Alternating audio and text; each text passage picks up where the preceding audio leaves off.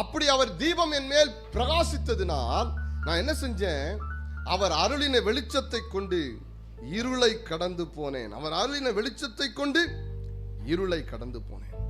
பரலோகத்தில் இருக்கிற தேவனுடைய வெளிச்சம் முதலாவது நம்முடைய வாழ்க்கையில் என்ன செய்கிறது? நாம் கிடக்கிற இருளில் கிடக்கிறோமே, அதிலிருந்து நம்மை எழுந்திருக்க பண்ணி கடந்து போக பண்ணுகிறது. ஏதோ ஒரு இருளிலே நீங்கள் விழுந்து கிடக்கலாம். ஏதோ ஒரு இருளிலே நீங்கள் கடந்து கொண்டிருக்கலாம்.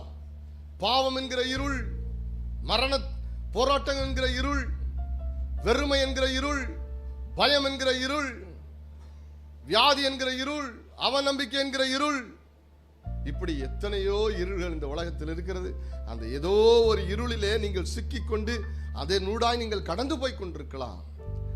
யோபு சொல்லுகிறான், என் தலையின் மேல் அவருடைய தீபம் பிரகாசித்ததுனா நான் இருளை கடந்து போவதற்கு அந்த வெளிச்சம் போதுமான